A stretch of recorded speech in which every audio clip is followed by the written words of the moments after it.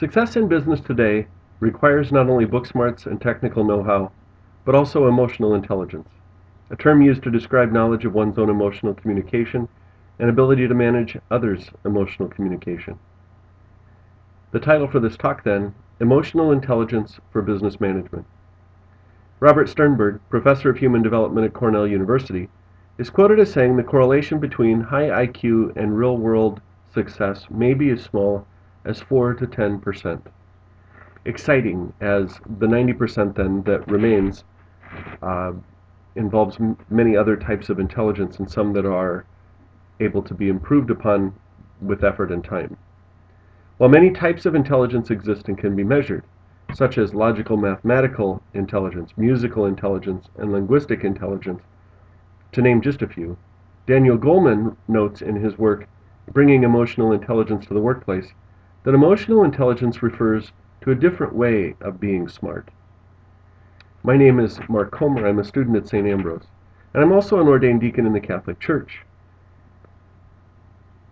7 years of formation for ordination required that I spend considerable time considering who I am as a person, what my beliefs and opinions are, how I react emotionally to different situations, especially pastoral situations, and what changes might need to have been made, what changes continue to need to be made. This is a matter of personal reflection on a daily basis, and a matter of setting goals, paying attention to those characteristics that I see that are less than attractive, making an effort based on others' reactions to my emotional communication that allow me to improve my emotional communication. So I think that this experience of this effort that I've spent these past 7+ years now gives me some credibility in this area, in this field.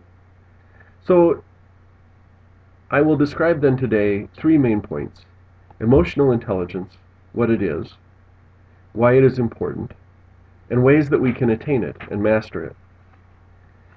First, what emotional intelligence is. This requires a definition. It is the study of recognizing emotions in ourselves and in others. It involves 3 very important parts. First, our bodily reactions, our bodily reactions to emotional stimuli. It involves our mental evaluations and interpretations, and it can also incorporate cultural beliefs and beliefs, cultural rules and beliefs. Those who have mastered the equivalent of emotional competence have acquired the skills for expressing and responding to the emotions of others. We can break down emotional competence or emotional intelligence into 2 main areas: intrapersonal and interpersonal communication. Intrapersonal dimensions of emotional communication or emotional intelligence include self-awareness, managing emotions, and self-motivation. Self-awareness is what I spoke of just a few minutes ago, that introspection, reflection, and attention that's paid to one's personal emotional communication reactions. Managing emotions amounts to attempting to control those emotions and display them in appropriate ways at appropriate times. And self-motivation is that desire to improve, wanting to make the time and the effort to master or work towards mastery, attaining certain goals for the purpose of improvement. Interpersonal dimensions of emotional intelligence encompass relating well with others and emotional mentoring.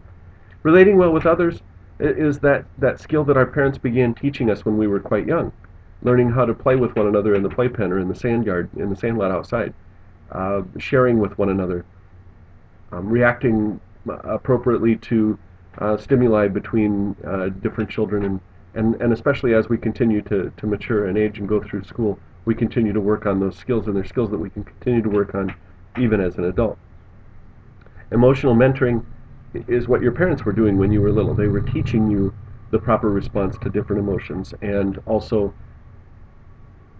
pointing out to you the times that you were maybe not showing emotional communication properly. So with that limited understanding of emotional intelligence explained, we can move on to our next point. That is why it is important. I think what most impressed me when researching this topic is the value researchers placed on emotional intelligence and its mastery versus focusing on IQ alone. An example of this research on the limits of IQ as a predictor is the Somerville study, a 40-year investigation of 450 boys who grew up in Somerville, Massachusetts. 2/3 of the boys were from welfare families and 1/3 had IQs below 90. However, IQ had little relation to how well they did at work or in the rest of their lives. What made the biggest difference in their success was childhood abilities, such as being able to handle frustration, control emotions, and get along with other people. That's what's so exciting about this understanding of emotional intelligence.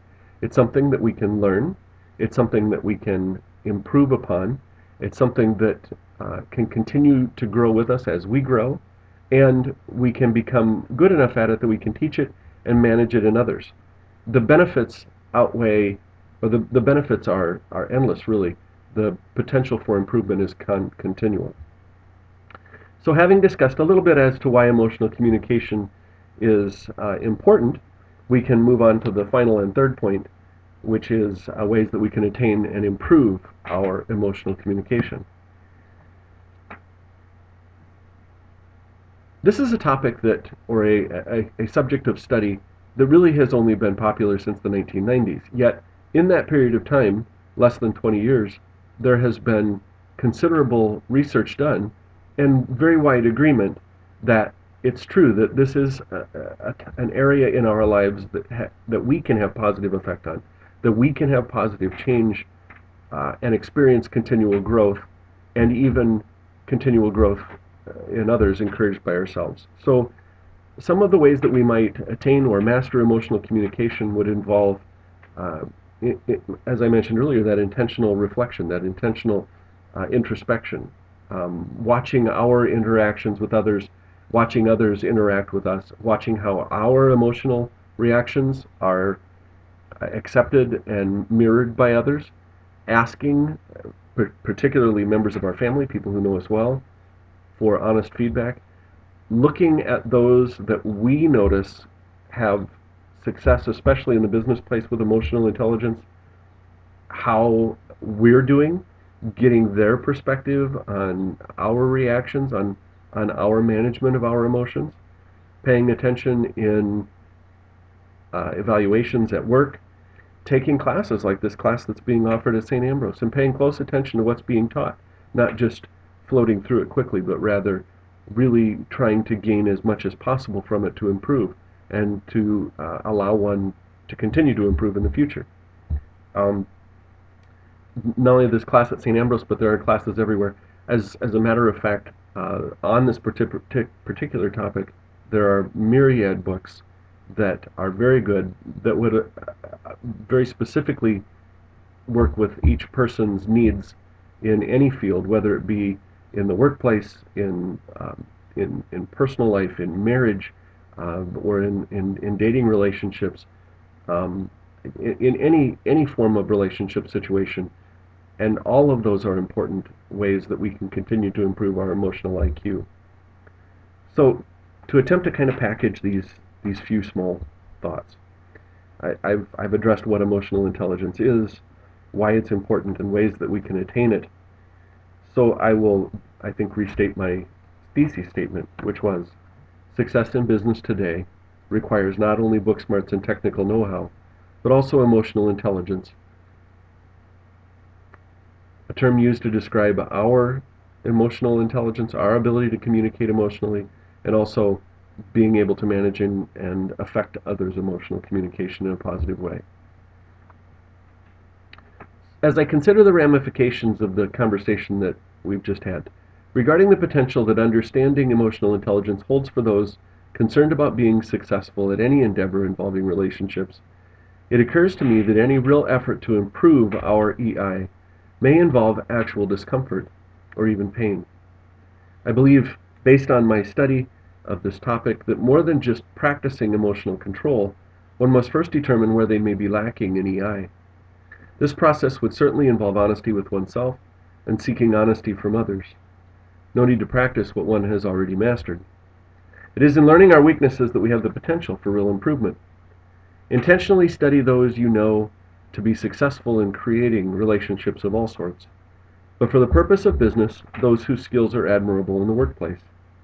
Honest assessment of our own emotional control in comparison and practice of those skills might offer us startling results.